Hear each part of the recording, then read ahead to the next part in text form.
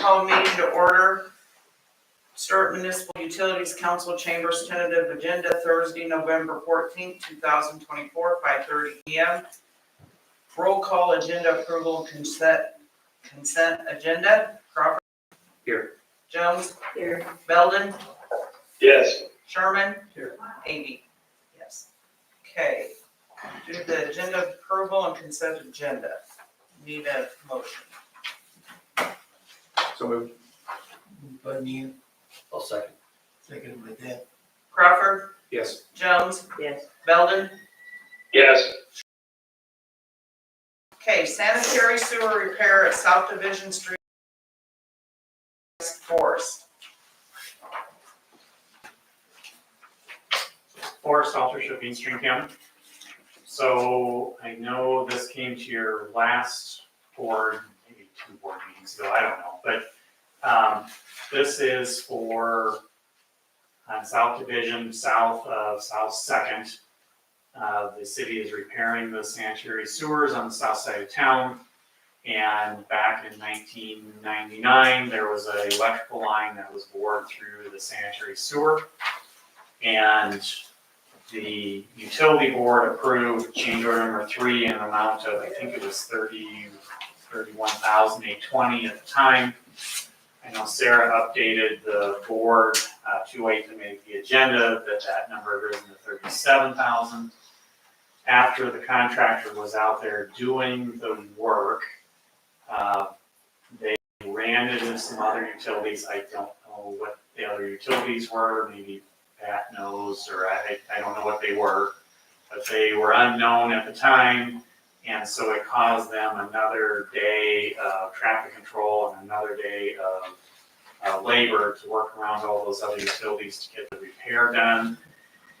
On the plus side, we had estimated there was going to be 45 square yards of pavement that needed to be removed and replaced, and they were able to shrink that size of that pavement removal down to half that, down to about 22 square yards, so that cut that part of it in half. Anyway, the final bill from the contractor ended up being $43.48. Stuart Council approved this contingent on the utility board approving it, of course, but that's where we're at. So seeing where the utility board is at on this change order request. And I had asked at the meeting if the city would have had to have the traffic control, and would they have to dig it up if it wasn't our mistake for that line or whatever? And I was told no. So then I had talked to Jim and he said yes, because they would never have had to tear it up or nothing. So it's because of the utilities. Correct. If utility was not through there, they would Right. have lined the sewer Right. just as it is. And that's not, that's not what was presented at the last meeting. Just, I agree with what Kim's saying, and that's not what the understanding was at the last meeting, so. Okay, so we need a motion to approve the change order. I'll make it. I'll second it. Seconded by Bill. Okay, Crawford? Well, just first, are we approving, so it was 31,820 Right. and it's going to 41,043? Yes. Yeah. Okay, so about $10,000. Okay. Yes. Jones? Yes. Belden? Yeah, Sherman? Yes. Avey, yes. Thank you, board. Thank you. Thank you. Iowa DOT National Fracture NEVI Program Award. Quick start, letter of confirmation. Yeah, so the Iowa DOT, we've known for several months that they had this grant available, and Quickstar and Stuart was selected as one of the sites. As part of the application process, Stuart Utilities listed all of the equipment and labor that would be required to install the service to the line, and Quickstar understands that this cost is going to be passed on to them. So they just need a letter now that they've been awarded it, stating that, yes, we can still do that. We had the electric engineer look over it and he approved the letter. Have we talked further about what this does to our capacity overall as a city and looking at our future planning? I know we had that conversation when the gentleman came in a few months back. Well, in talking to the engineers, they said we could handle about one of these in town. So that's where we're at with that. If we start getting, if all the other convenience stores and motels, everybody starts putting them in, we have to do that project that we've talked about. We have to beef up the electrical on that side of town. And by one, you mean one of the 10 that they've been awarded, or this one project? Just this one project here. Okay.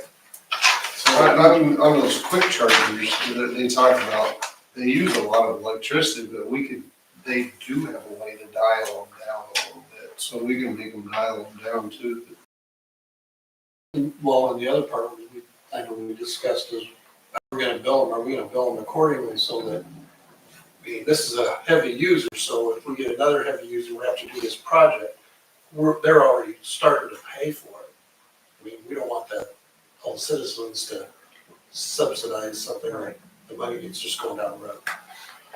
It is, so. I mean, that's something I think we'd have to address too, is how we're gonna build them.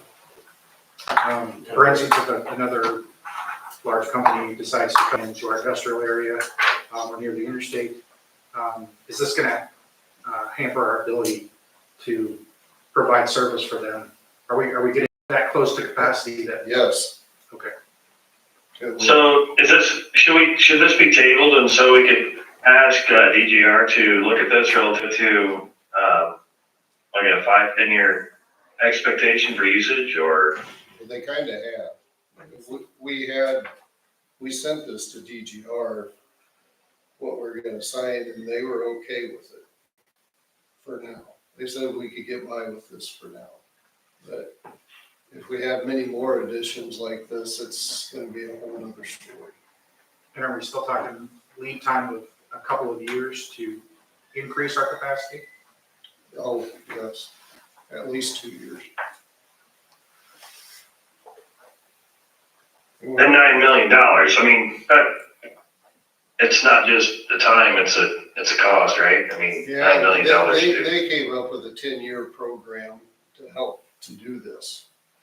And- But it's gonna take longer than 10 years to pay $9 million back is what I'm getting at. Oh, sure, I'm sure it will.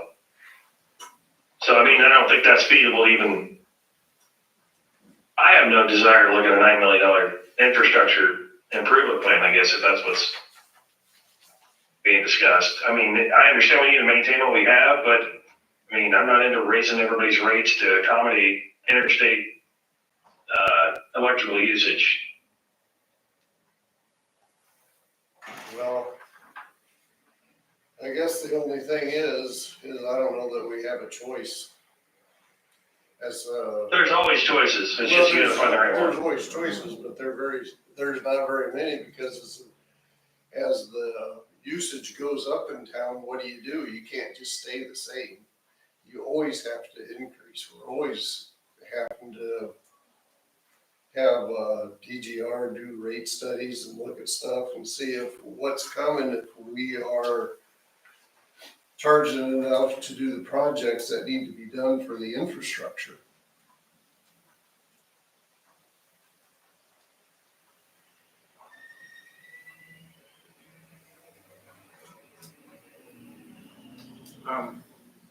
This particular project, what is that equivalent to in like a number of houses Great question. that would be built in the community that would take that much of our capacity? That would be an engineer question, I think. Because the fact is, like I was saying earlier, maybe you didn't hear me, but on those chargers, you can turn them up or turn them down so they charge faster, they use more power. You turn them down, they don't use quite as much power as fast. And Is Forrest still there? Is it an option to do electrical infrastructure assessments for businesses that would be using that type of power relative to raising rates on everybody else to pay for a business's usage? I don't know the answer to that question. Okay. No, it's a tough one. Oh, Chevrolet has a couple, don't they? They do. I mean, the fast chargers, they're not, so they're drawing like these ones. They don't draw as much power as these will. That's where I look at it as, a heavy user like that should be paying a lot higher rate than a resident. Exactly. Yes. Or you run your business. Right. If I say, if you're out in the country, an REC customer, your bill starts with the size of your transformer. Yep. And if you've got a great big transformer, and you pay for that transformer. And if you got grain bins there that you don't even use for 10 months out of the year, you're paying for that extra. Yeah, Every month. just, And I think that's kind of how we have to look at something like this, somehow to gauge how they're gonna draw. Do they have the capacity with the transformers we have out there now? No, they were gonna, if I remember right, this was gonna be a great big transformer. Big one. It's gonna take a bigger one than they have now. You were talking, it was gonna be like, probably by the time it was installed, is that what this $100,000 is? Well, that, $60,000. that barely even covers the cost of the transformer. Okay. Because we're talking, they got a 300 kVA transformer right now that runs the store off of it. To run this, the transmission, we're probably looking at least a 500 or a 750 even. The transformers are getting so big that we're gonna have to hire somebody with a crane to come in and move them around for us. Our digger derrick that we would normally move transformers with just doesn't have that capacity. So that even adds more to the cost of it. So can we look into charging them more? You guys can do whatever you want with that when it comes to that. We need to look into charging them more since they're gonna be using a lot more electricity. Well, and if we do an infrastructure program so that we can provide that electricity, it is unfair that everybody in town has to pay for that. Right.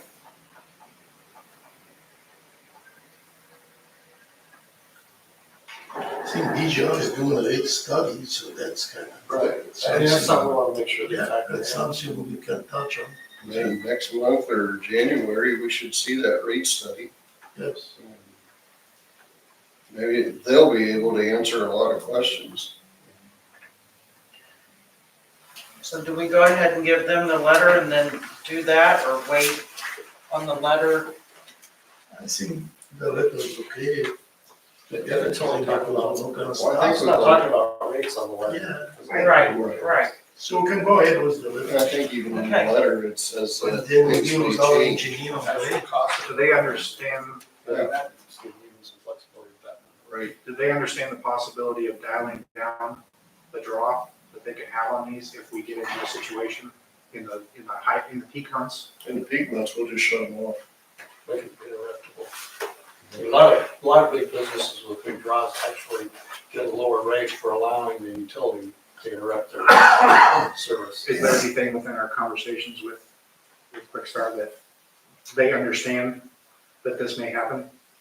Not that I know of, not yet. That would be part of the rates probably, what we're gonna charge them.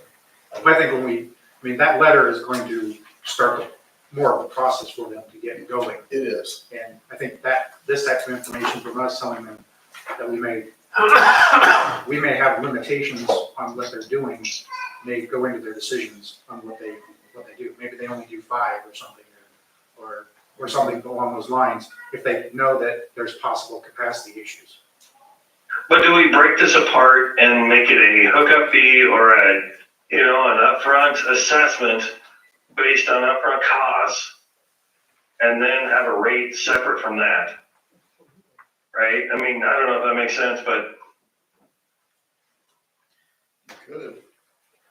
is there a capacity issue that's outside of a rate issue that needs to be dealt with so that utilities isn't burdened with a large capital outlay and then rate on top of that, right?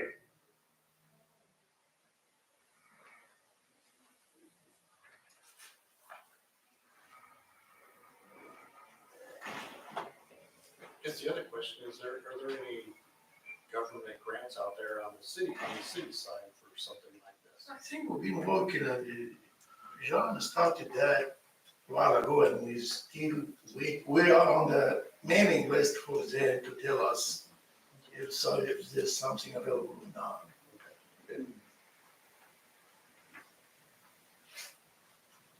John, Go ahead, John.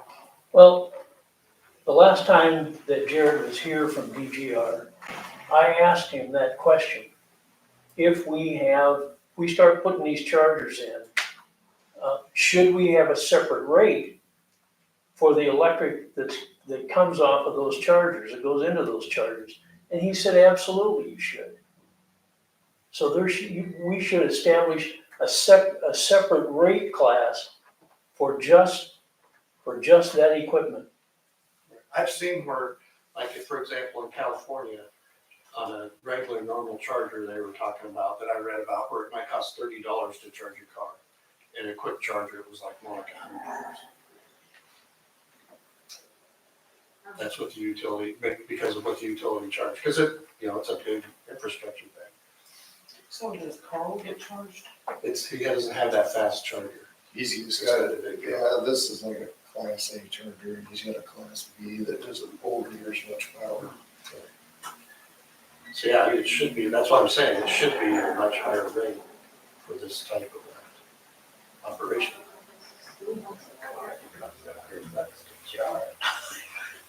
Every Well, hundred if miles. you're selling current gas, I mean, $30 is pretty reasonable for some cars. $100 might be a little pricey for some cars.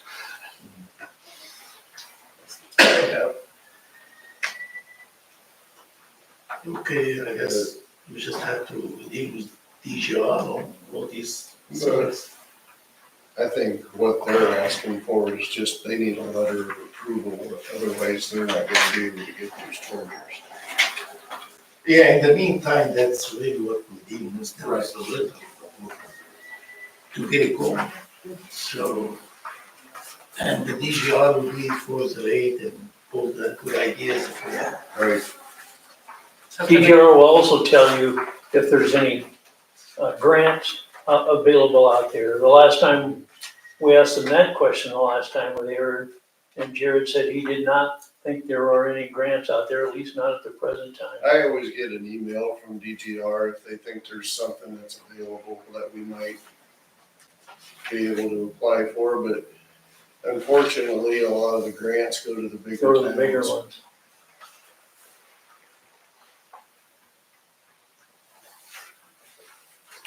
So we'll go ahead with the approval of that letter or?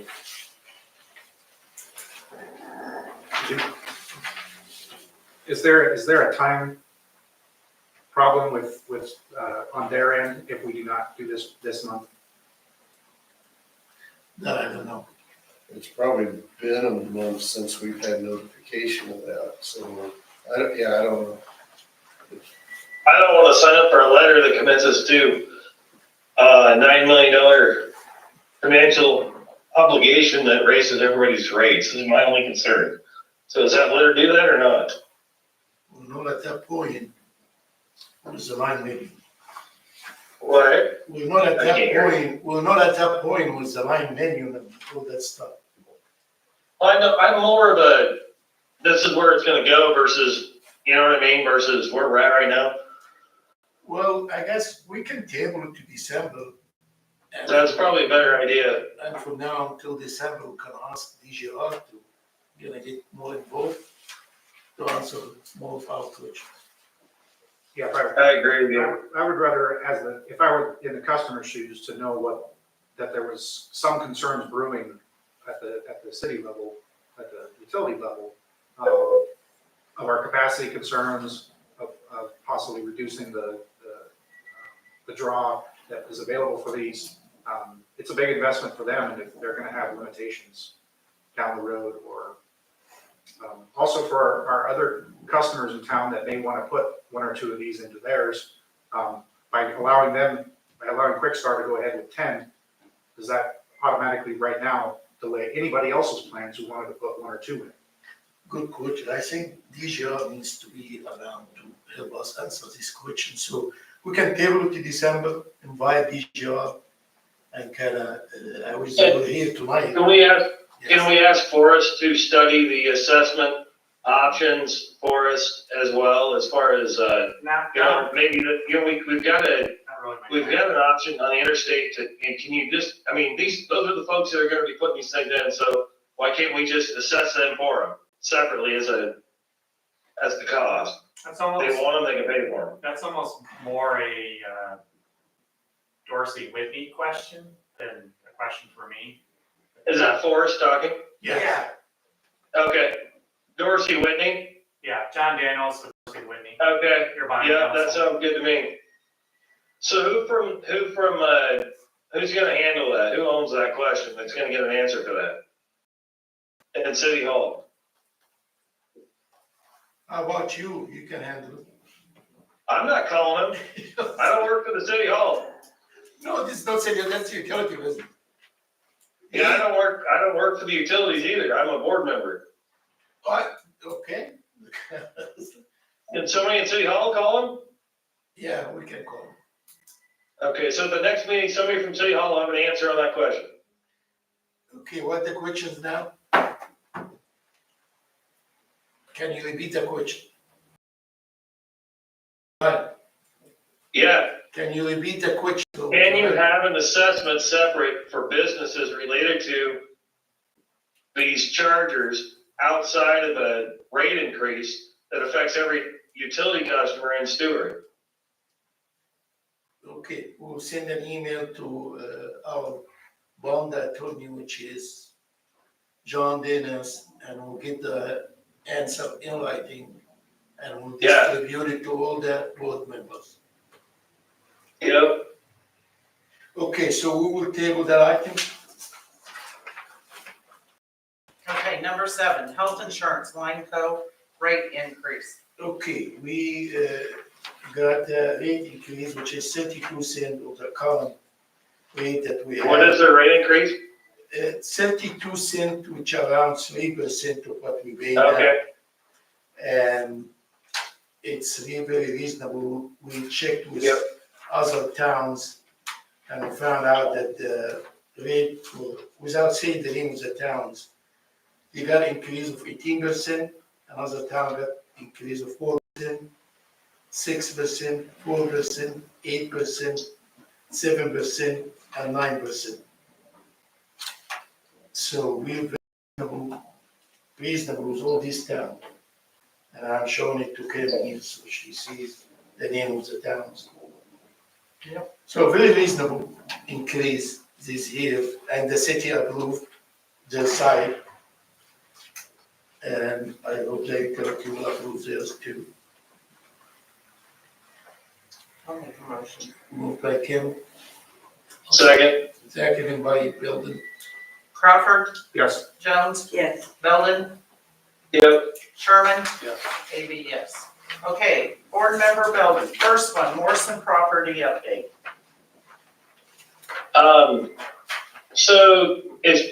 So the question on this one is the status. There is no status. The utility attorney was asked to make a phone call to Page to ask him the options relative to where the pole's at to move this, because we're trespassing currently. And so there was no phone call made to Page. So I'd like to refer this to Steve Brick and to have he and Forrest come back with options in writing with Page that's agreeable, whether the pole gets moved to the flower shop area or to city property, or the cost estimates are presented to bury the wire underground. I don't know what those all entail and the costs associated with them, but we have nothing in 8 weeks and we've been trespassing for decades. So, Mid-American has a viable easement on that property, But they're, and Brian, they're moving Yeah. that, they're having that moved by tomorrow to the how do east you want side. to? Mid-America is moving their lines to the east side of his building and it's supposed to be done by tomorrow. Yeah, and I don't know those things. All I'm saying is no progress has been made in the last 8 weeks, and the utility attorney was supposed to make weeks ago to resolve this, and here we are as volunteers rambling about the same subject again, 3 meetings later, and have no progress as volunteers. And so I'm just pretty much tired of that. And so someone needs to own it, and we need to move forward on it. And I trust Steve Brick to have that opportunity to make that phone call and facilitate that solution with Forrest as well. So I guess that's all I was asking, is if Steve, Forrest, and Paige could come up with a viable option and present it back to the board to look at. Can you move that pole to the property line? On the other side of the property Well, line? you gotta be careful where you move the pole because it makes the overhead lines. Adam, have you looked at places to move that pole? I have. There's 1.1 acres of land there, and you're telling me you can't find one place to put that pole? There's all kinds of places you could put it, but then it makes your line too long and it's gonna pull the pole over because of the weight of the wire. Did you look at the flower shop?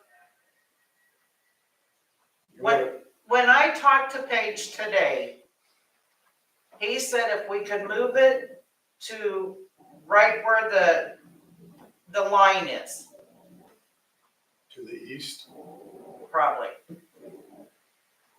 So how far from where it's at now to move it to the line?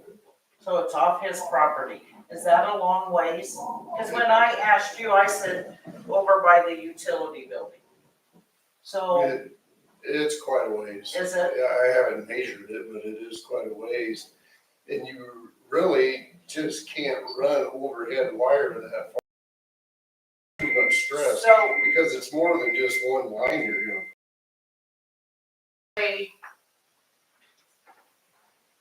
we can bore it. I mean, I don't know. He doesn't want us to bore underneath. If we it. don't go through his property, I mean, that's what I'm saying. How do we get there? though? See, I don't know. That's what I'm asking you, because I don't know. Because his property goes all the way almost up to the back of those buildings. Okay.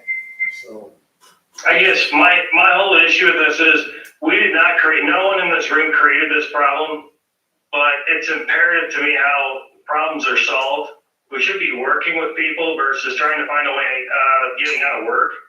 And that's what I feel like is being done here. So why don't we just say, hey, Paige, are you okay at the end of your property line? Has anybody asked this guy this question? I I don't know did, if he's okay or not. I did today, and that's, in fact, I didn't ask him, that's what he told me, at the end of his Okay. property line.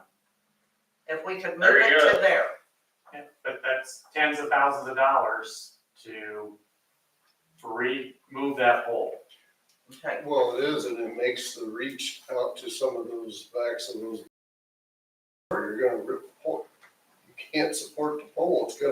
You can't put up a pole and run a wire one way without pulling on the pole. It's leaning the way it is, that pole, if you've ever seen it out there, because it's got so much pull on it right now. And if you increase that pole, the pull on that, that's hard to say. If you pull on it even harder, you just can't run overhead that far without supporting it. So is the thought that he wants to be able to construct a building on that lot at some point?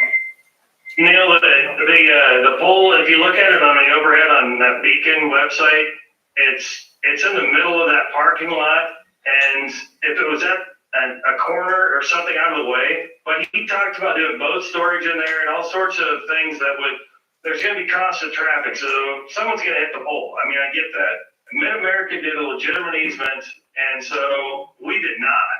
And so that's my issue is, we're on someone's private property and that's not okay. And so it's like, I mean, I don't think we've done the science to figure out what it's really gonna cost to move a pole 50 feet to the east or wherever. Where I'm going with that question is, if he ever decides to construct a building on that property, is there anything that could be done in that construction of that building to accommodate the wires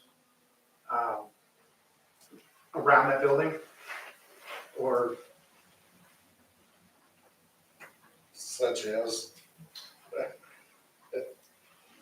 I mean, do all the poles have to be so many feet from a structure? Or is there anything from an electrical standpoint where you can run wires, the heavy gauge wires that are part of that, like, over the top of, or well, through? if he puts a building in there, then we gotta be a certain distance over the top of that building.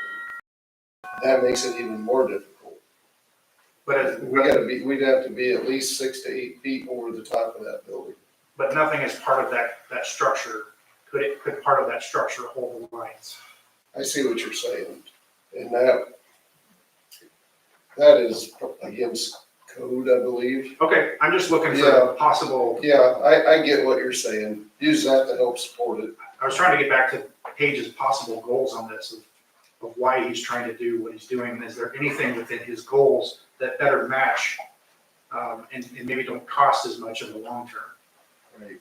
Is it really about moving the poles, or is it really because he wants to have a building there at some point, and we could have some sort of solution that would accommodate that? Well, the only real solution is putting it underground but we don't have an easement. If we could go in with, depending on where the easement is that Mid-America has, we talked about that a couple months ago, we could go in with them if they would let us. But they're not, they're moving theirs now, So this week. they're gonna do away with their easement or change That's it. what I gathered. So They're supposed to be done tomorrow. so that's off the table then. Yep.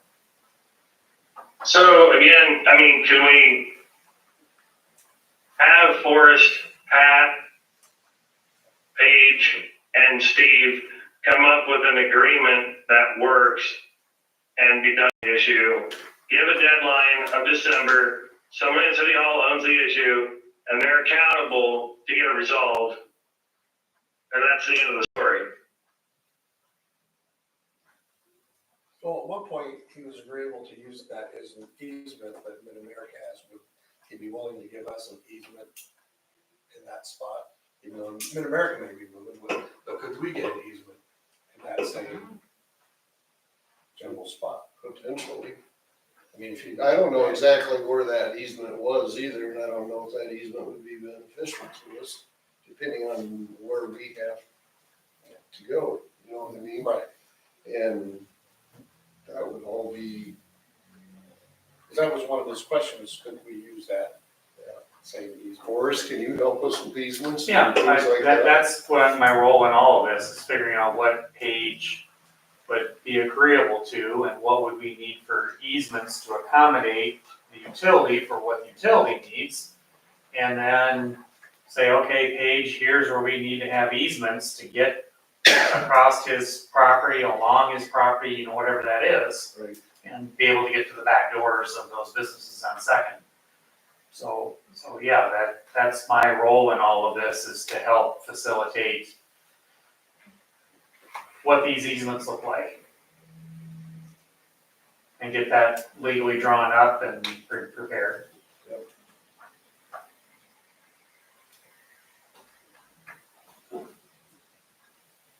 So we still, we need, kind of like Brian said, we need to have that conversation with Paige, just to see what he is.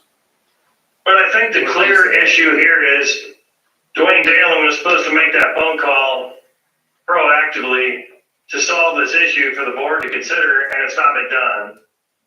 And it's not happened, and so I guess I just want to be upfront about that, and so let's test the waters with Steve Brick, give him 30 days. If he doesn't follow through, then fine, but what we're doing is not working, right? That's all I'm saying, and again, this issue landed on us. We didn't create it, but to me, it's our job to solve it versus throw it under the rug.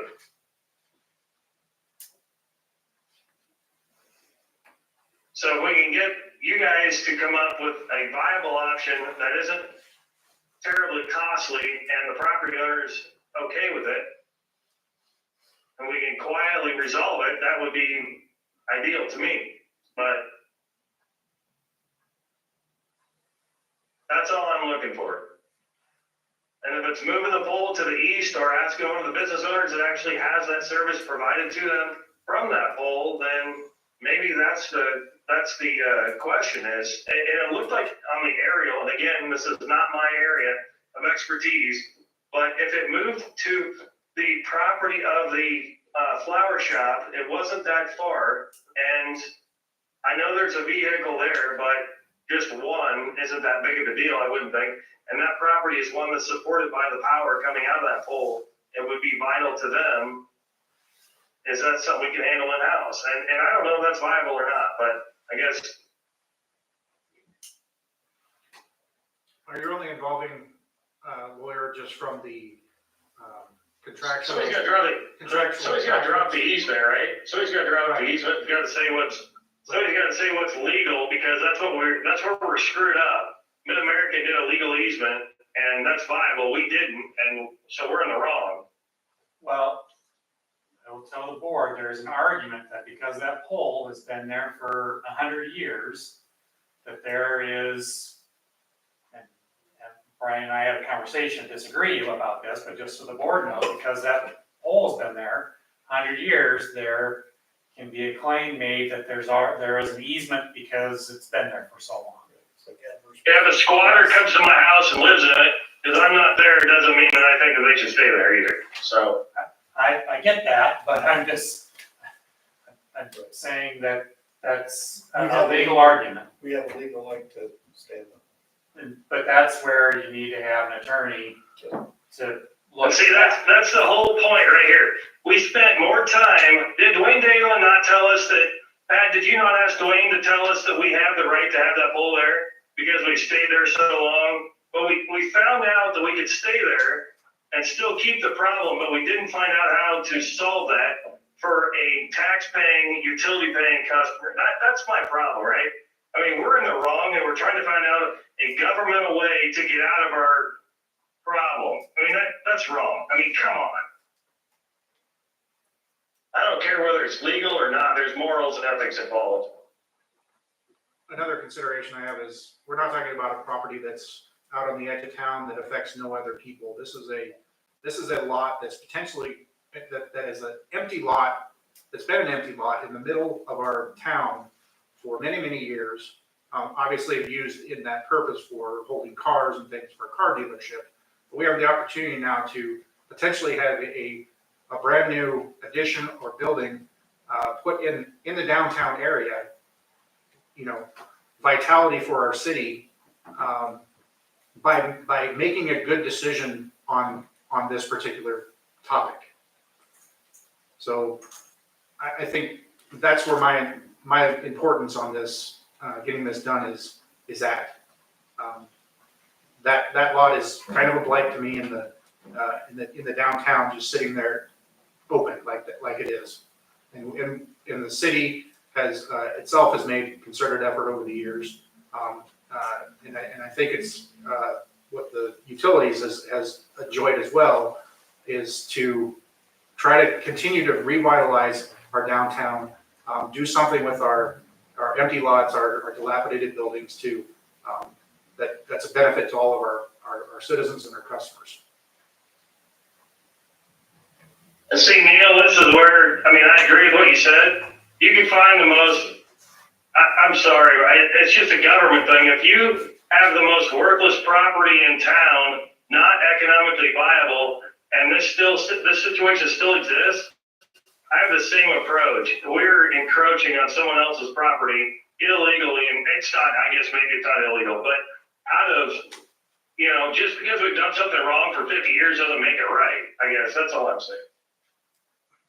And I understand you're saying with liability. I kind of agree, but in principle, if we have legal authority in this, and it's like tens of thousands or 100,000 or more or something to fix a problem that is really not doing anything of real benefit, and it's just like on principle, that changes my mind on what you're trying to put forward there, I guess.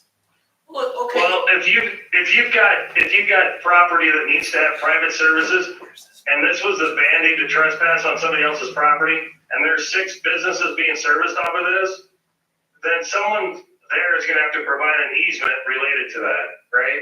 That's what I'm getting at. Someone other than this property is benefiting from this, so an easement's gotta be available from there. That's all I'm getting at. We're trespassing otherwise. So, okay, my question is, if we find a solution and it's gonna cost, so can we go back to these businesses and have them help pay a little bit of it, or I not? think you're on it. Yep, I think you're right. It's providing them a better long-term service, and it's solving a problem that we've had that we did not incur in the first place, and it should have been. So it is what it is. I agree with you. It's gotta be passed on to the consumer, but what we're doing is not, I'm sorry, I don't think that that's right to be on someone else's property like that. I mean, it's like an eminent domain without eminent domain. And if we have to assess that cost, then that's what it is. And then maybe a person that provides an easement, I don't know. I mean, that's what these guys have to have a chance to actually look at. And nothing has been looked at as far as a cost perspective. We have no numbers to base things off of. Nothing. And so we're 2 months down the road, we made a motion to have this looked at, and nothing has been done as far as factual, verifiable, tangible, mathematical information to make a decision on. And here we are. That's the problem.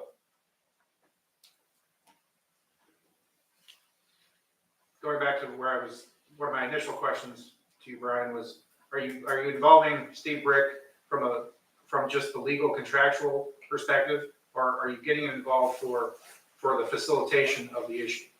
Both. I think if you give that guy a deadline of 30 days to facilitate 3 options, 5, I don't know what the number is.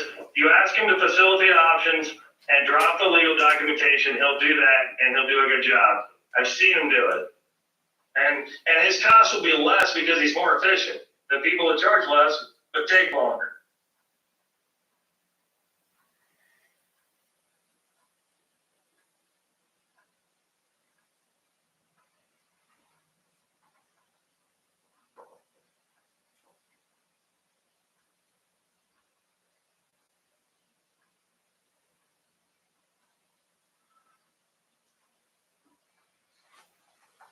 So what do you guys think? Well, I mean, are we gonna spend tens of thousands of dollars to move a pole for the lot to remain empty?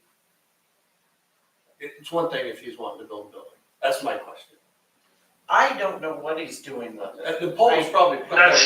So we gotta ask, right? Right, that's my question. If he's has no plans to do any building or anything at this point, do we spend tens of thousands of dollars to move this pole? Because like it or not, we have a legal right to be there. Probably the previous property owner 50 years ago gave the city permission to put that pole there. No, not documented. It's one thing if he wants to build a building, but it's been there, and that's called adverse possession.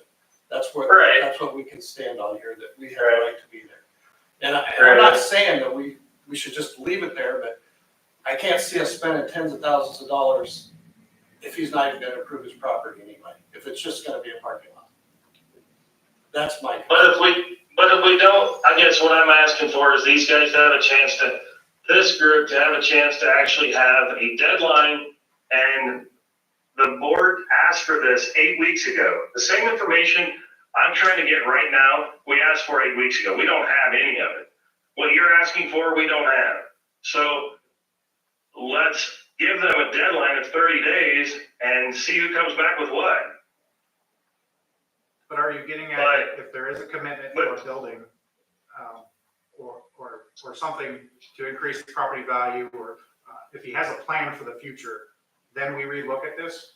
Is that what you're saying? I'm saying let this group come back in 30 days and actually ask him what he's been doing. He was supposed to get a call 2 weeks ago and hasn't gotten a call, right? So obviously the request isn't being made. Should we have DGR look at it and from their standpoint, give us a cost estimate of what it's gonna take to do this? It'd be good to know. So what, have four and Paige and this Steve Burke or whoever he is?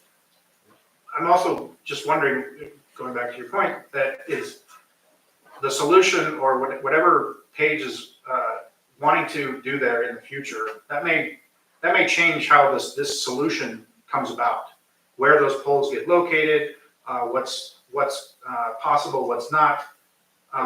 So until Paige presents a plan for what he wants to do with that building, and he's ready to start working on that, then why would we force a solution on this for 30 days from now? You're not forcing a solution, you're forcing options, you're forcing communication. I don't mind the And so- communication piece. If Paige doesn't have a bona fide plan on what he's wanting to do, then that'll come out in the next 30 days, right? If he's going to do A, and then, we need to do B to make that happen, then that's fine, but you don't have any cost numbers to even look at, is my whole point. Nothing. And so, I don't know what's happened over the last 2 months other than nothing. And so I'm just very frustrated about that. It's not just this issue. And so it's, I guess, That's what I'm trying to get at, is goals for this meeting then. So you want a cost estimate of moving to the edge of property. You want an understanding of what Paige is going to do with the property and when we need to have an actual resolution, a solution for this. Is there anything else that we want to have I guess- accomplished in 30 days? we're by the December meeting, simply, what does the property owner find as viable, and then what is the cost associated with each of those options? If it's moving off his property, if it's burying wire, if it's staying on his property, what are the costs associated with that? That's all. And we don't have to do any of those like in January. I'm just saying at least we have math to deal with that we asked for 8 weeks ago that has gone nowhere. And if there is a viable option, maybe that's just moving a pole to as Kim said, to a Property line. perimeter, Yeah, perimeter of the line. I don't know, I'm just frustrated that he's not even been contacted, Neil, frankly. And so it's like, the only way to get to a point, the only way to get to the right hand of the equal sign is to put a date on it. So let's put a date on it I'm 100% and light a with you. fire. I'm 100% That's what I'm with getting at. you.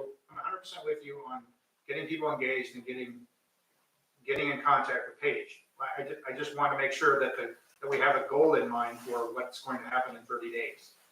I'm not talking about spending money, believe me, I don't like to do that, so let's get options to figure out what that cost really is, and then figure out how that's shared, because if that services 6 business owners, then that's a better long-term solution, whatever we do for them.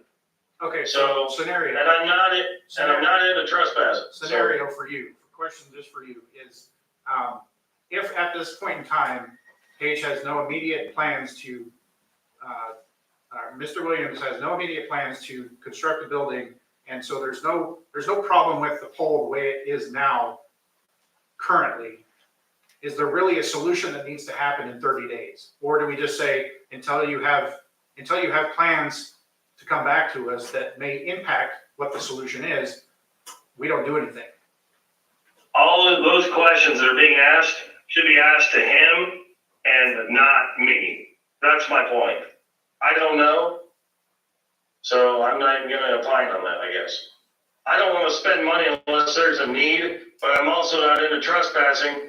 And, again, I don't think we're talking about a building. I think we may be talking about different types of businesses that will draw, again, more power, more tax, and more water. I think that's the business model line that I've heard.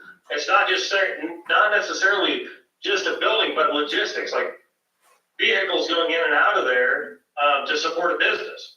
But again, I'm not the person to speak on those things. I don't own the building. Okay, I'm gonna try to facilitate the issue, if you don't mind, guys. Okay, I can see Glenn's point, I can see Neil's point. How about if we ask Paige if he has a plan or not, that might answer Neil's question then, and take it from it. Would that be a valuable solution to ask. I guess I'd just like to make a motion that Pat, Forrest, Steve Brick, and Paige put together viable options for the board consideration for the December meeting. And whatever those look like, we'll consider. There's no money spent on solving that, right? We're just looking for numbers and alternatives. So what we asked for 8 weeks ago, I'm asking for again, only with we referred this to our utility attorney and nothing has happened. And so I'm changing one player in that to see if we can get better contribution in the next 30 days. That's the only difference in this motion. But that'd be my motion. And the only thing I'm asking is to the entire group is if Paige is not ready to make any, or has no plans currently to do anything with that property to the north, will our position be that we're not ready to do anything with that pole? I couldn't agree more with you. Okay, I want the players involved that are going into the conversation to know the position of what this board is going in. But what if the response is, I'm not putting a building there, but I'm doing something that is going to increase the traffic in that lot, and I'm concerned that the additional traffic in that vehicle will hit that pole? Is that? I think that's a liability issue for us to consider, and there should be a cost associated with it for the board to evaluate. Okay, I just am asking if that is a response from Yeah, Mr. I think Williams, if that's, For me personally, that would be included. If there's a change of status quo okay, of what the property is being used for right now. Okay. And that pole is interfering with some type of plan that Mr. Williams has for that area. Or if it's just kind of the principal type of thing, or he wants to take care of it now versus later. Well, the decision and the money involved in doing something like that may drastically change depending on what he wants to do with that property. Okay, I guess Brian had a motion to go with the group of Pat, Forrest, Steve Black, and Page to try to find a solution. That the motion In 30 days, in the December meeting. in 30 days. And Kim seconded that motion. Okay. Crawford, Yes. Jones, Yes. Belden, Yep. Sherman, Yes. Amy, yes. Okay, forest water study update.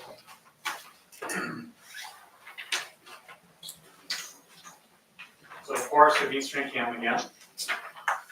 This is just an update, this isn't a final report, it's just where we're at and some just leave it for discussion, looking for maybe a little direction. I've got a bunch of handouts for you to go through. I did forward these to Pat and Ben and Ash and Sarah right before hour, I don't know, it's been quite a while now, a couple hours ago. So Brian, I realize you're not on the not here in person, so hopefully Ash or Sarah can forward these to you after the meeting. But I'll go through these documents. I've got extras I can leave with you as well, Sarah, if you want to get them to Ben and to Councilman Bell or Board Member Belden. So hand these out first. Thank you, Chief. And I'm fine if you email these out to others as well. Thank you, Sarah and Ash. And so here's 3 extra copies.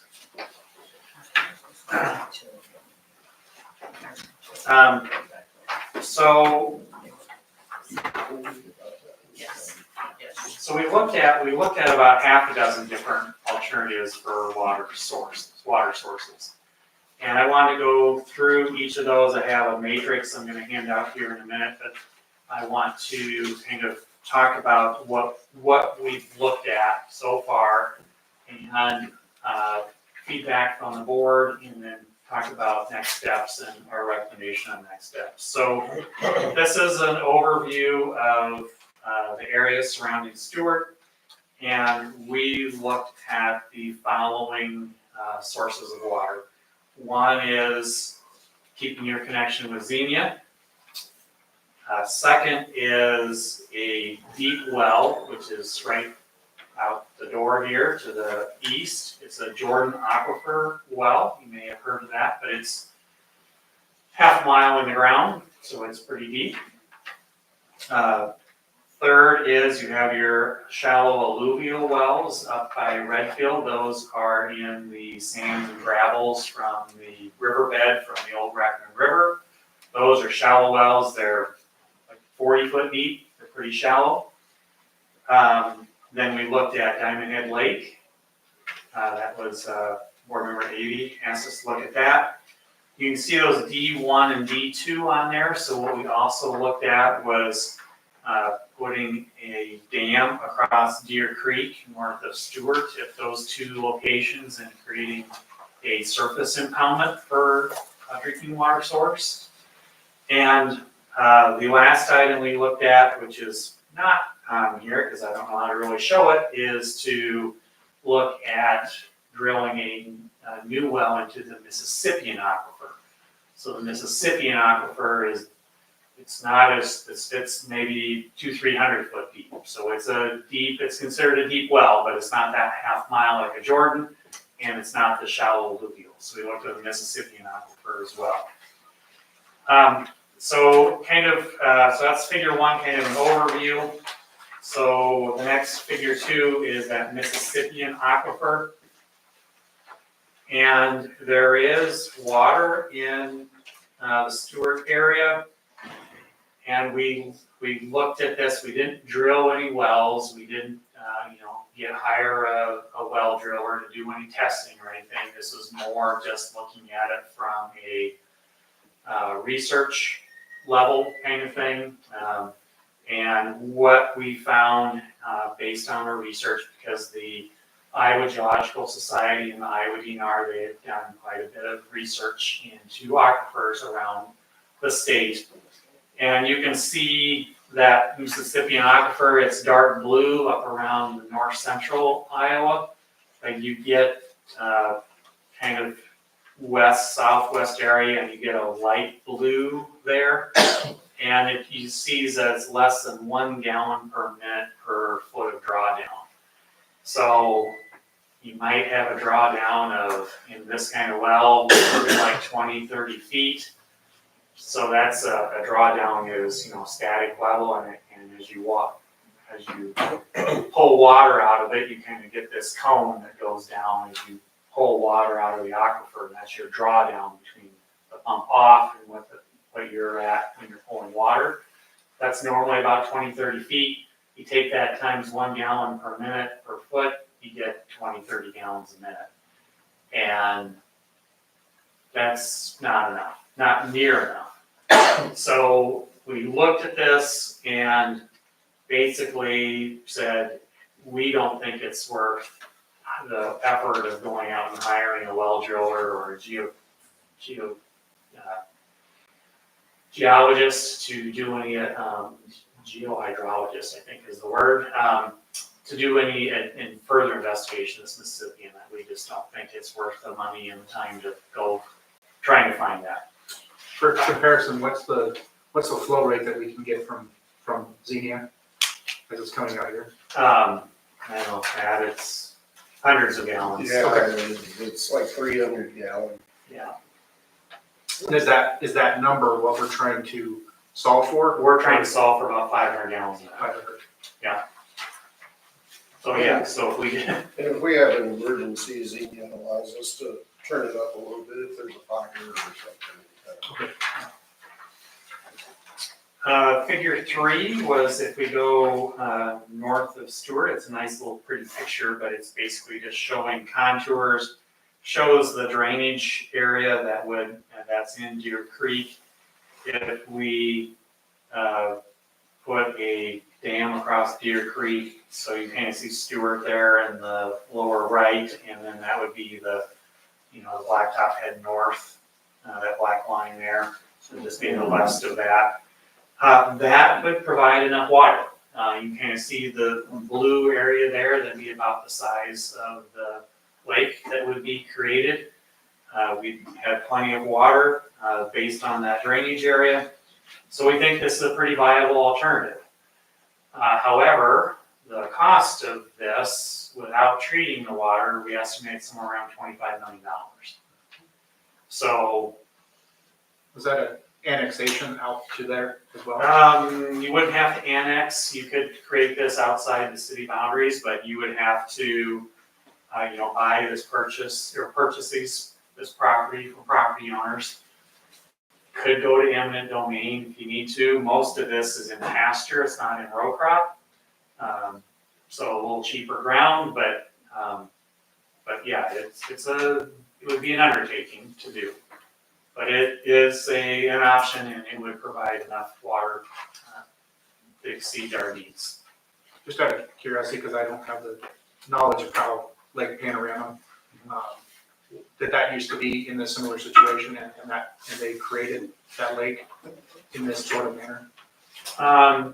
Yes, I don't know if it was I don't know which came first, the recreation or the drinking water, probably both at the same time.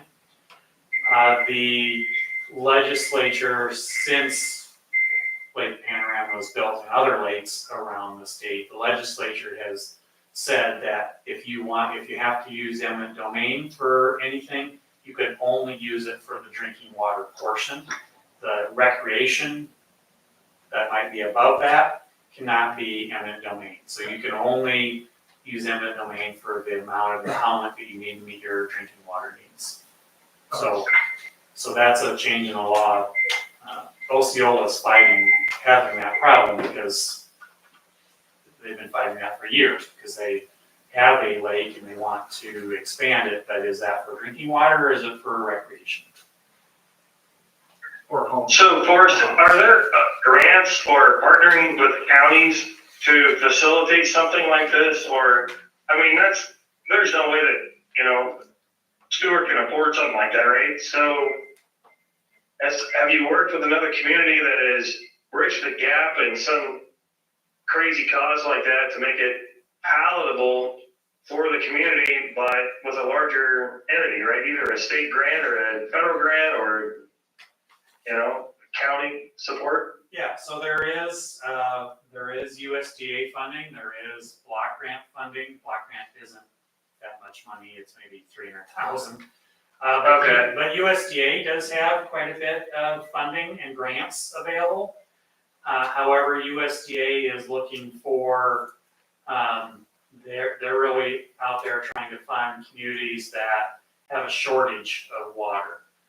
We're seeing that in southern Iowa and southwest Iowa, where the lake's drying up, the wells are drying up, and they're going to be having to truck in bottled water if things keep going the way they are. So Shenandoah. So it's not, we wouldn't rank high enough on a grant to qualify it otherwise. So it's too cost prohibitive. It'd be pretty tough with, having that Zillion connection. You'd have to show that spending all this money would be more cost effective over the long term than the water rates from Xenia. And I think that's gonna be really tough to do with this price. That's fair. I mean, we'll go through that as, just to prove that, but that's. Okay. We'll go through the numbers, but the numbers are so big that I'm fairly confident of the answer already. So on the concentration of the viable sources, is there a way to allocate the higher consumption that's agricultural based? Yeah, Cheaper? Yeah, we'll get to that here in a minute. Okay. So going through this, we looked at moving that impoundment further to the west. That's site D2. That one cheaper, but there's not enough impoundment, there's not enough drainage area to make that other one viable. So it doesn't matter what the cost is, that one just did not pan out for having enough drainage to it and being big enough. The last one is Diamond Head Lake. Of course, the impoundment is already there. I've not contacted the homeowners association about Diamond Head Lake to see, because that would be one, we're gonna draw, if we pull water out, or, they use it for recreation, they do not use it for drinking water, they're tied to Xenia for their water source. So we have to, if we wanna go this route, and we could, we'd have to put in a treatment plant out there that treats surface water, not shallow water, because treating surface water is more expensive because you have to take out the fish and the algae and the sediment and all that. So you have to treat all that first before you can treat the rest of it for drinking. Where if it's well water, you don't, no fish, no algae, you don't have that stuff. So it's a little easy, it is easier to treat well water versus Diamond Head, or surface water, Diamond Lake or Deer Creek. We can look at that. To me, it's kind of, my recommendation would be, it's kind of one that we would look at kind of as kind of lower down the list of things to look at. Last resort. Not last resort, but definitely down the list. I would look at this before I go down Deer Creek, for example. But I think the other two that I'm gonna talk about, I think are more viable options, cheaper options, more politically viable options. And so those are really what you've explored in the past, and that is your Jordan well out here, rehabilitating that well, getting new pumps in it, and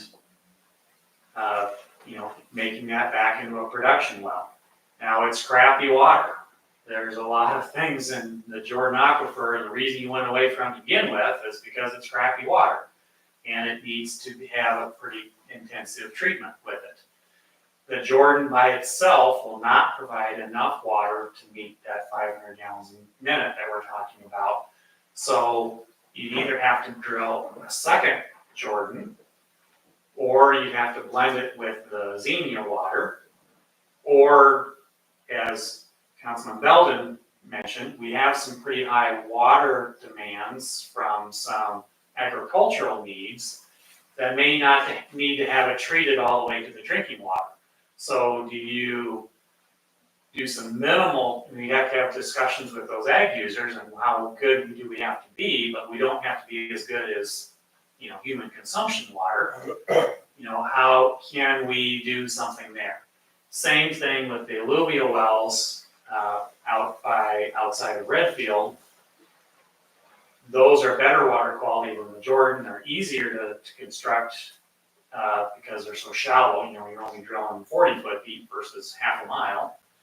Water quality is better, although it still needs treatment as well. And again, there's a better chance that water quality is good enough for the ag end of things that maybe we can take that water and put it with the, they have to be a dedicated line to those ag users from the line already coming from the alluvial well field. But that's another option that we look into. So, talking, and I had another handout I didn't even give you yet. So, this was kind of the matrix that I was going through as I was talking through all those options. So, apologize for that. But it's telling you kind of what I was talking about here.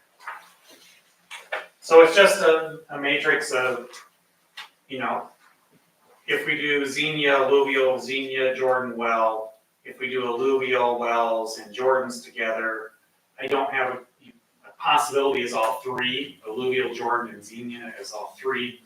Seems kind of silly to do all three of them. I think you're looking at your combinations. I think you're looking at is switching all to alluvial. I don't think switching to all Jordans is really an option, because drilling at Jordan Aquifer, we're looking at $5-6 million. We need to move miles away because the interference from Jordan's is pretty significant. Now you gotta bring another water line in. So I don't think 2 Jordans is an option. And then you could do alluvial with Xenia, Jordan with Xenia.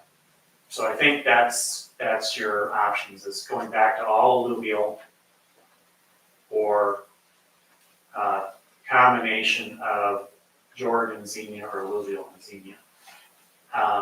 So that'd be my recommendation to move forward with looking at the, further investigate as part of this study, further investigate those combinations with, and then contacting these ag users to see what their water quality needs are.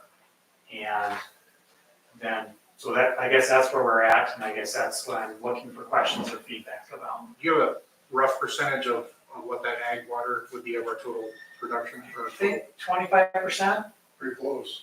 So if we reduced our pull from Xenia by 25%, do you have any idea if we would that affect our rate that we get from Xenia because we're using less water from them? I don't know if they have like No, I don't think so. I think it's just however many thousand, rate per thousand, however many you use. Yep, I think that's the way it is. just trying to find any hidden costs. Yeah, that might right. be associated. Yeah, that's a good question.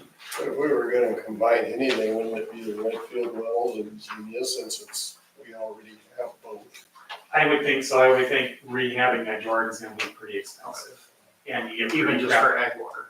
even for ag water, and it's crappy water, it'd probably be even too crappy for the ag use. Be my guess. So I think it's an option to keep looking at, but I'm less confident about that being a viable option. Is there a difference in quality that's needed out for those acres? That's what those are That's I'm what talking you're about. talking Yeah, that's what I'm talking So about. the water they get though, I mean, do they have drinking water? There are workers there. Can you? Yeah, I know. deal with So that? Same thing with a farm. It may be a big ag user, but is their house onto that? So we would need to probably need to run a dedicated line out there for their ag uses, and there'd still be a line for their quarters. Okay.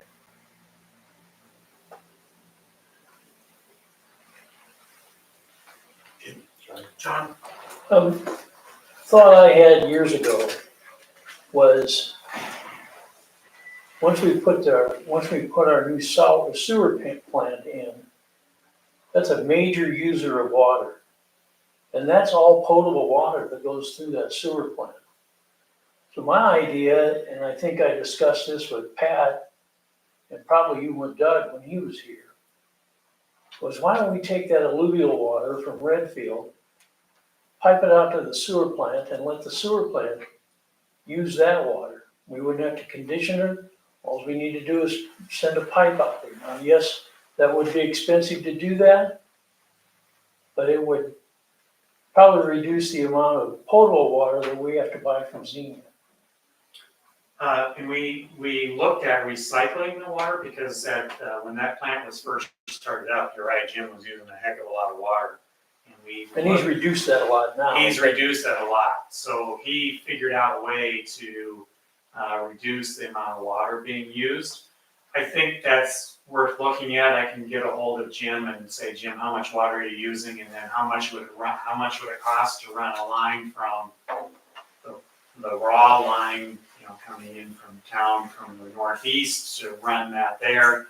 But I think that only makes, I know you use those alluvial wells on occasion, so now they need to be used all the time.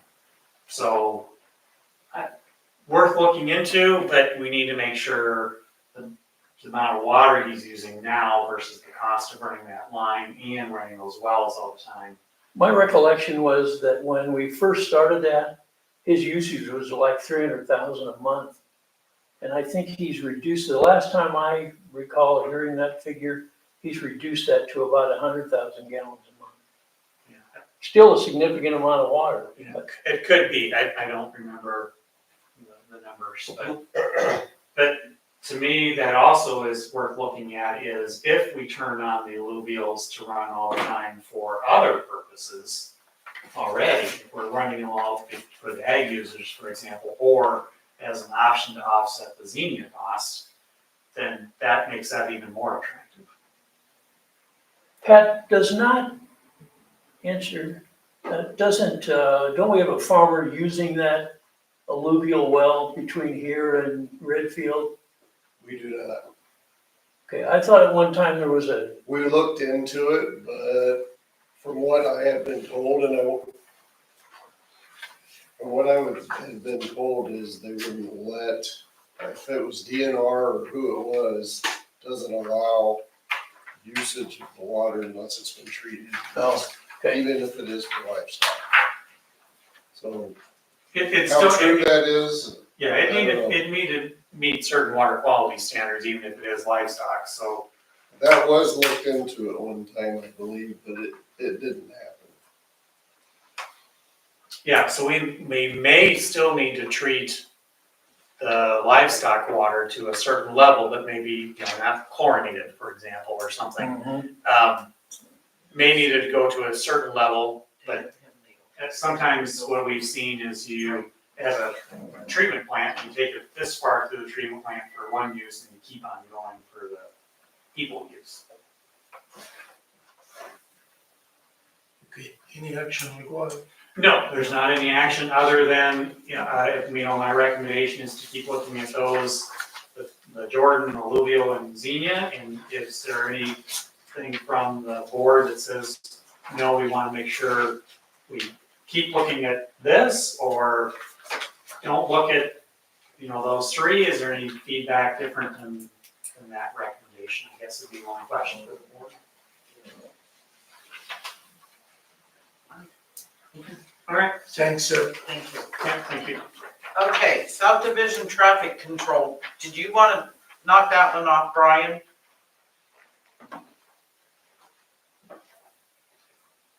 Yeah, I'm sorry. I had you on mute. I'm sorry. Yes, that one we already dealt with. Sorry. Okay, number 9, we're gonna, possible reimbursement for attendance for the mediation. We're gonna Skip that, skip that one. okay. So now we're at city administration reports. Okay, I'll go quickly over it, we have a closed session coming up. Okay, first page, first report we talk about is the financial report. At the first page, we are at 7.0 million in the bank.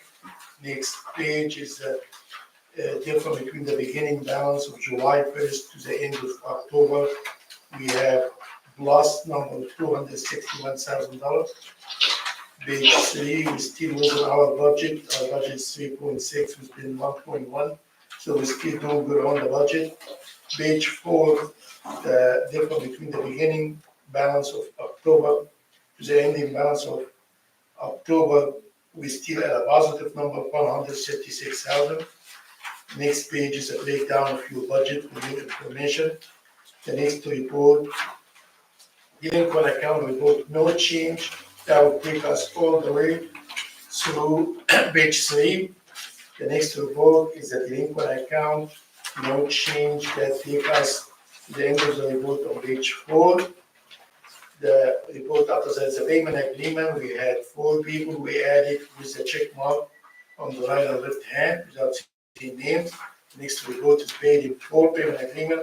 We have 3 will be shown on page 1, on page 2, and page 3. That will take us to the end of the report on page 7. The next report is budget billing. We added 2, is a check mark. Next report is DCs and bankrupt, no change. Last report was offset for ground for your information and no change. That takes care of the report. Public forum, Yeah, I've got something. I have just a couple of questions. And I thank Forrest for the work that he's done on this water thing, but my position here is you got good water. And it's not costing you a whole lot more. Some may think that differently. But it's good water and It's gonna take a lot of effort and probably a considerable amount of money to make the water any better. Water in this state is becoming a scarce commodity. And there's a lot of reasons for that. Everybody wants to blame farmers for that, and that's not the cause. But the water's dirty in this state. And when you gotta clean it up, it costs money. And our ratepayers are the ones who get stuck with that, having to clean that up. But we got a good source of water. And utility boards in the past, even before my time, looked at these same alternatives and came up with the result of Xenia being our water source. And they've been a good source. And yeah, the last several years they've increased rates. But if you ask our people, that rate increase on a per residential customer was not very much. Doesn't amount to very much money out of pocket. It sounds terrible, but in reality, it really isn't. And is it enough for us to say, we're gonna ditch Xenia? Or, as Forrest suggested, we blend this water? Well, I remember the days, surely you probably do too, and maybe Kim would remember, the days when we were drawing water from the Jordan Aquifer. The first thing that happened is every month in the newspaper, we had to publish a statement, you remember that, Shirley, about too much fluoride in the water. And just the fact that we had to put it in the paper was an expense. The other thing that happened is if we did that, and I'm only guessing, but my guess is that we would have to add some additional equipment to treat that water here, because that water that's coming out of the Jordan Aquifer is gonna come out of your faucet in boulders. It's gonna be so hard. And the city, the utility is gonna have to spend money to soften that water. And my guess is, my real fear is, that you're gonna have customers complaining because they have to buy water softening equipment to soften their water to where they like it. Now, the 18 years I spent on the utility board, I think I had 3 phone calls. 2 of them were because we wouldn't paint the water tower in school colors. The third one was 1 year, 1 month, as you probably remember this. 1 month we changed and used, instead of using Xenia, we got it from the Redfield wells. The only call I ever had being on the utility board was during that month that we changed the water. The caller called and said, "What in the world did you do to the water?" So what I'm saying is, you got a good source of water, and yeah, it's gonna cost you a little bit more, but that's not your fault. That's really not Xenia's fault. It's just the fact of life. The other thing that I would say, I didn't think this electric vehicle charger thing would come on as quickly. Pat, I don't think you did either. No, it came out of nowhere. And hopefully, I was hopeful that it would hold off for a while. But Harry and I travel Interstate 80 clear across the state of Iowa a lot. There are not too many stops along Interstate 80 that you won't find a charger. They are there if you look for them. So it's gonna happen. Whether you like it or not, the demand is there. I think Carl Chevrolet told us they couldn't sell electronic vehicles until they have one. Do they have one now, Pat? They do. But that's the kind of pressure we're gonna get from this. Is it gonna be expensive? You bet it is. Because even if we pass those costs along to the customer, the infrastructure that we're gonna have to create to handle what they have is gonna cost us a lot more money.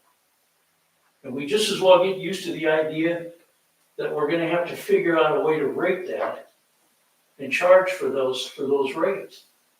Yeah, I just don't think that we should be Wait a minute. handing Brian, I'm our not done. customers I'm the not rate done. increases for Brian, businesses on the Brian, interstate. I'm not done. I'm sure not. That's right, I'm not. Raise everybody's rates. That's No, not the no. answer, John. No, that's not what I'm saying. You just said that. No, what I'm saying is you've got to figure out a rate structure that you can adequately rate the customer who's using that. Now, That's an assessment. well, you don't know that until you get DGR in here to study it. I think we just asked DGR to do that with Forrest. Well, we asked DGR 2 years ago to come in here and do that study, and we've done nothing with it. They came up with a good study, and we've done nothing with it. Because they wanted us to borrow $9 million and raise everybody's rates, and that's not acceptable. Well, maybe not to you, You're right, it's not. but to people who need good Own electric service. vehicles on the interstate? You've got, no, I'm not, let's not talk about that anymore. Let's talk Okay, just all right, we about won't talk about that. let's just talk about the upgrade that you have to do for this system. You're within a couple years of getting to your capacity on this north substation. What happens when you go over capacity? And this substation is so outdated that it won't handle it. The north substation will not handle the load in town on a hot day by itself. Okay, my question is, we understand this, but why didn't the utility board back then do it? Because we had a rate study done, we got that rate study about a year ago, No, just before I got off the board. longer than that. You guys had the transfer stations how long? Or what Oh, we're that was talking about? It was probably about Generators. 10 years ago. Okay, The so, last one we put in was about 10 years so ago. why weren't you guys looking at that 10 years ago? Because we didn't know we had the problem with the north substation then. But Now that we've should be now we've something, got a problem with the north substation. but that's something you should look ahead at and not at the last minute. That's what I'm saying. Which is, all goes back to the due diligence of looking at other water sources in the case that we have something like this that Exactly. comes along from a water perspective where we Right. have to change. But we need to begin to move forward here. We're trying. Well. It's this- just, it's taking time to get all these reports. It's taking time because everything's so expensive right now. I mean, That's things right. are going down. It's a positive note. Things are going down. But this is not one that's gonna go down. Well, no. Because I talked to a town, Henderson, Nebraska. And I didn't bring my paper with me.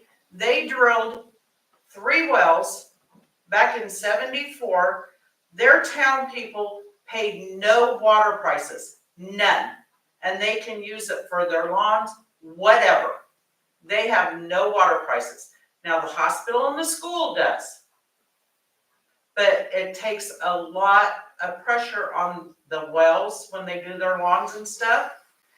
And the lady said right now they've got a well down and it's gonna cost them a lot.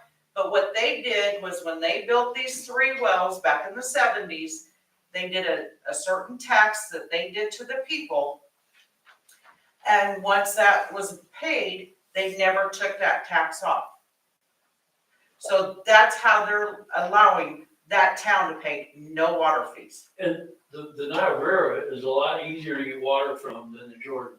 Well, I don't know if that's where they're getting their water. I don't know. No, it's probably where we're getting it. So, So, but this is what she told me. all I'm saying is I wanna see some action on beginning to solve some of these problems instead of diddling around with trying to figure out what else we can do. Well, if you've got to, like Neil said, like I said, why didn't you guys do something 10 years ago with the generators? We're looking at the water thing now in case we ever need to go that route. Well, we did do something about the generators because we had to scrub them. We had to pay about $1 million just to put cleaners on them so we could use them. mean, you didn't do nothing with the north one. That's I right, mean, because we you weren't didn't, looking, at that time, we didn't need anything to do anything. you with weren't it. looking ahead. We're looking ahead now. Yeah, you had to, you had no choice. Well, yeah. Yeah, All right. I mean, let's just look at one thing, we're bonded. I'm sorry, go ahead, never mind. Okay, we're done. Moving on to the next one, which is a closed session. We need a motion to go into closed session. Moved by Dan, Second. Second, second by Shirley. How do you vote? Crawford, Yes. Jones, Yes. Belden, Yeah. Sherman, Yes. ABS. Okay, we are in a closed session now.